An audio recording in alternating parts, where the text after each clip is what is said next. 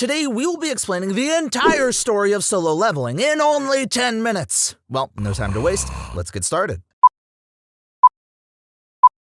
The Absolute Being created the rulers from light and the monarchs from darkness. The monarch's purpose was to destroy the world, while the ruler's purpose was to protect it. This resulted in a never-ending war because no matter how many times they fought, neither side ever emerged as the victor since the fight was being rigged, as the Absolute Being didn't want there to be a winner because it was his personal favorite soap opera. Angry and wanting to cancel the show, the rulers, except one, tried to overthrow the Absolute Being. That one good ruler was known as the greatest fragment of brilliant light. He stayed loyal until the Absolute Being died.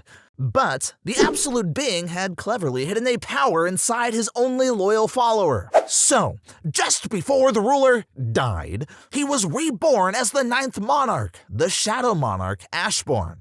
The rulers then used tools containing fragments of the Absolute Being's power to hunt down the monarchs, and were able to capture the monarch of beginnings, Legia, tipping the side of the war in their favor and giving them a shot towards victory.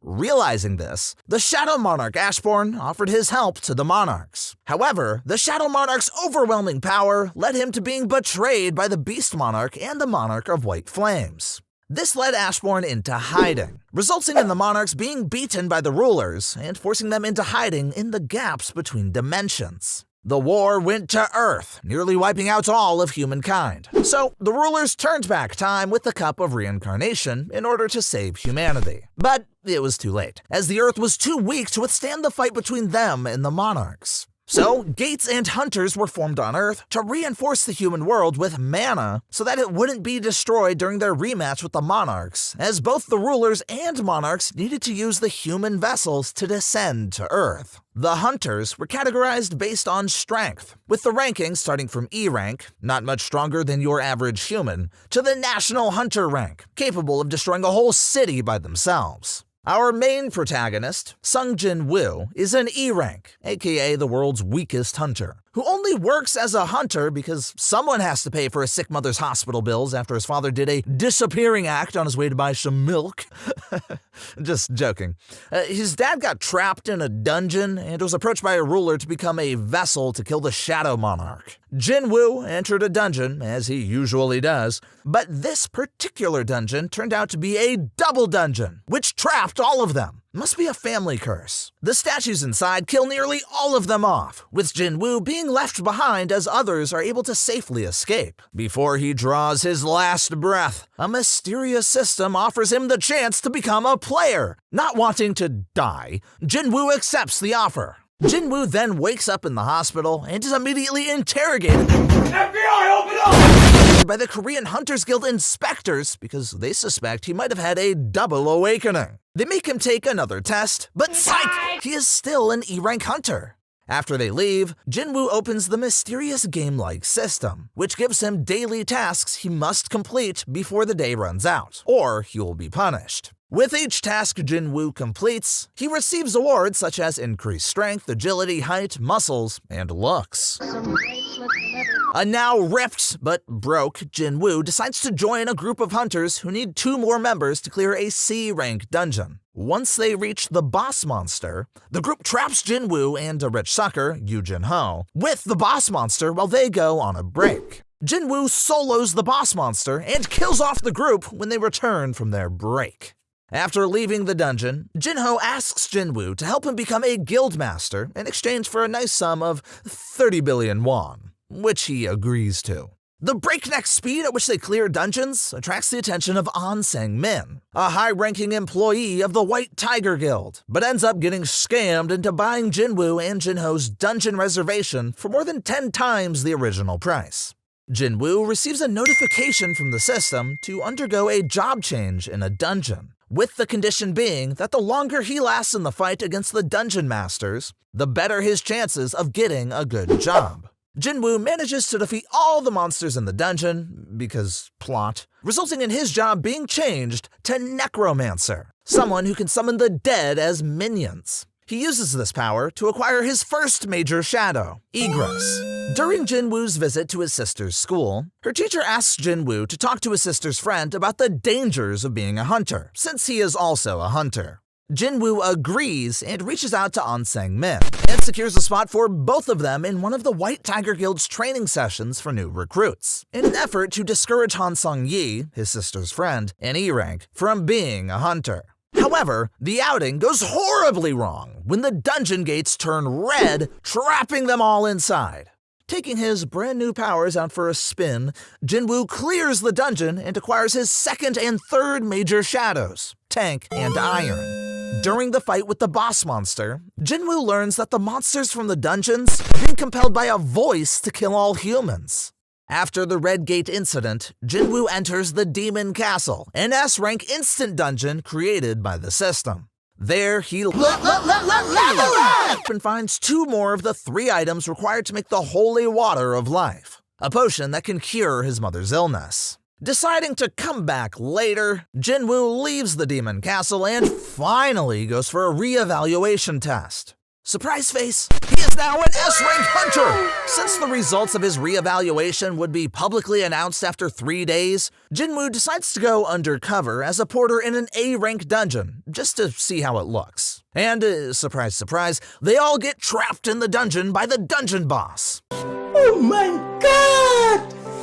Wow! Jinwoo saves the team from being killed and solos the dungeon, adding the dungeon boss as his 4th major shadow, Tusk. After the announcement of Jinwoo being South Korea's 10th S-rank hunter, he enters the Demon Castle dungeon to get the last item for the Holy Water of Life potion. He reaches the last floor and kills the Demon King Baron and his wyvern, acquiring his 5th major shadow, Kaisel, and the last item for the Holy Water of Life. After successfully crafting the elixir, Jinwoo rushes to the hospital to cure his mother. She's alive! It's alive!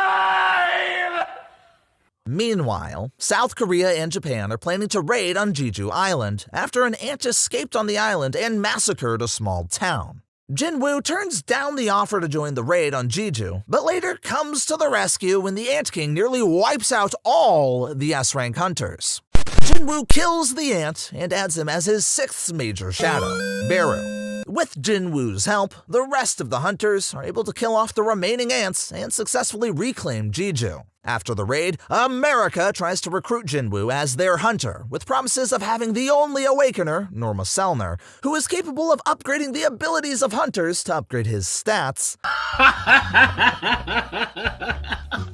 Jinwoo turns them down because he is now a big shot and already has his own guild, the Ajin Guild he created together with Jin-ho. With their guild finally being approved, Jinwoo and Jin-ho go on their first dungeon raid as a guild, but Safety Inspector Chief Woo Jin tags along to make sure Jinwoo's raids are safe. Jinwoo solos the dungeon, adding the boss monster as his 7th major shadow, Jima. Jinwoo finds his way back to the double dungeon from the beginning, seeking answers about the system. There, he meets the architect of the system, who reveals the secret of his powers. Jinwoo has been chosen as the vessel for the Monarch of Shadows, Ashbourne.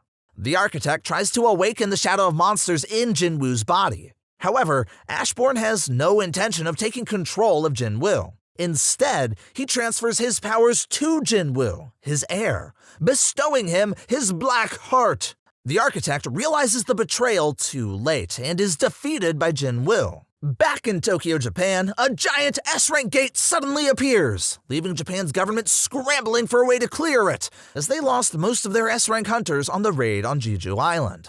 Desperate, they ask Russia's S-rank hunter, Yuri Orlov, for help. He agrees, but asks for $10 million for each day he holds the gate back from breaking.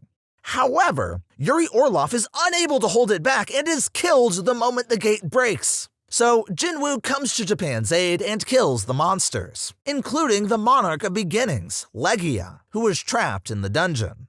Hwang Dong-soo, an S-rank hunter and the brother of one of the hunters who tried to kill Jinwoo and Jin-ho, kidnaps Jin-ho in an effort to lure Jinwoo out so he can seek revenge for his brother's death. Jinwoo kills him quickly, adding him as his 8th major shadow, Greed. Beginning their hunt to destroy all the rulers' vessels, the monarchs kill Christopher Reed, America's strongest hunter, and Jonas, Brazil's strongest hunter. Gun Hee, chairman of the Korean Hunters Association, is revealed to be a vessel of the most brilliant fragment of luminosity. When the Monarch of Frost comes to kill him, Gun Hee tries to put up a fight, and even though Jinwoo comes to his aid, it's too late, as he already lost too much blood. Before Gun Hee dies, he asks Jinwoo to take the side of humanity in the upcoming war with the monarchs. Now that the monarchs are aware that the Shadow Monarch has descended and turned against them, 3 of the monarchs, the Monarch of Beast, Frost, and Plague, invade Seoul in order to kill Jinwoo before he fully absorbs all of Ashbourne's powers. Even though Jinwoo is able to take out the Monarch of Plague, he is stabbed in the heart by the Monarch of Beasts and Frost. Jinwoo's father, Sung Il-hwan, finally reveals himself and tries to save Jinwoo from the monarchs. Instead of dying, Jinwoo unlocks all of Ashbourne's powers and kills the monarchs of Beast and Frost. But Jinwoo's father dies shortly after from the injuries he sustained. After the battle with the 3 monarchs, Yogamont, the Monarch of Transfiguration, the Monarch of Iron Body, and the Monarch of Destruction, Antares, descends on Earth to kill Jinwoo, bringing with them Antares' army of dragons. Jinwoo's shadow monsters kill the Monarch of Iron Body, while Jinwoo uses Dragon Sphere to immobilize the dragons, including Yogamont.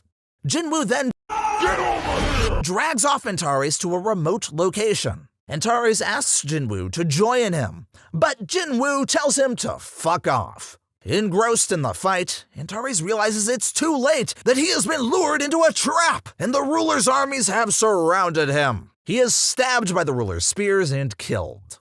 Feeling remorseful that too many people were lost in the war, Jinwoo asks the rulers to use the Cup of Reincarnation to turn back time. Understanding his request, the rulers accept, but warn him that there won't be a second chance, since the cup is almost empty. Jinwoo goes back 10 years in the past, spending several years killing all the monarchs before they descend on Earth. The story ends with Jinwoo returning to Earth as a middle school student.